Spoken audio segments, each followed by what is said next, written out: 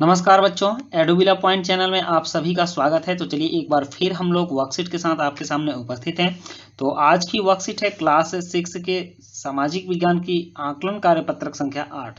तो बच्चों ये असेसमेंट की वर्कशीट है और इसमें आपके द्वारा पढ़े गए प्रश्न जो वर्कशीट हैं उसी से संबंधित कुछ प्रश्न पूछे गए हैं। तो सबसे पहले आपके सामने ऑब्जेक्टिव प्रश्न है।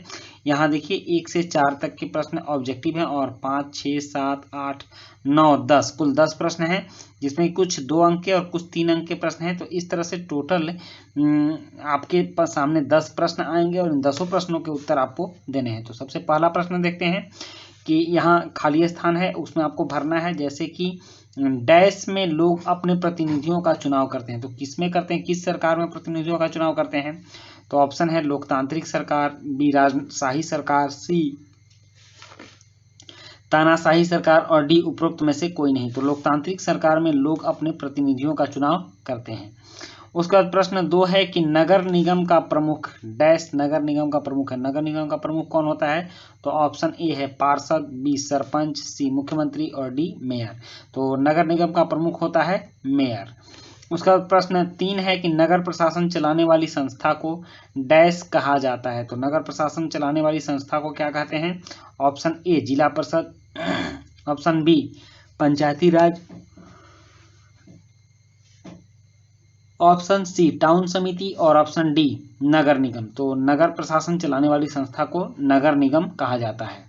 नेक्स्ट है उसके बाद प्रश्न 4 कि ग्रामीण प्रशासन में डैश स्तर होते हैं। तो ग्रामीण प्रशासन में कितने स्तर होते हैं? तो ऑप्शन ए 2, बी 3, सी 6 और डी 4। तो आपने देखा था कि ग्रामीण प्रशासन में 3 स्तर होते हैं, ग्राम पंचायत, पंचायत समिति और जिला परिषद, इसलिए ऑप्शन बी सही उत्तर होगा। अब प्रश्न 5 है कि ग्रामीण और शहरी प्रशासन में स्थानीय सरकार के नाम लिखिए। प्रश्न 6 है कि ग्रामीण प्रशासन के 3 स्तर कौन से हैं। प्रश्न 7 है कि ग्राम सभा के सदस्य कौन बन सकते हैं। और प्रश्न 8 है कि ग्राम पंचायत सचिव की क्या भूमिका होती है। प्रश्न 9 है कि लोकतांत्रिक सरकार की कोई 2 विशेषताएं लिखिए। और प्रश्न 10 है कि नगर निगम का चुनाव कैसे होता है। तो चलिए अब इन प्रश्नों के उत्तर लिखते हैं। प्रश्न 5 है कि ग्रामीण और शहरी प्रशासन में स्थानीय सरकार के नाम लिखिए। तो उत्तर है कि ग्रामीण स्थानीय सरकार ग्राम पंचायत सरकार कहलाती है और शहरी स्थानीय सरकार नगर निगम या नगर परिषद कहलाती है। उसका प्रश्न 6 है कि ग्रामीण प्रशासन के 3 स्तर कौन से हैं। तो उत्तर है कि ग्रामीण प्रशासन के 3 स्तर निम्न हैं: ग्राम पंचायत, पंचायत समिति जिसे ब्लॉक समिति या प्रखंड समिति भी कहते हैं, और जिला परिषद।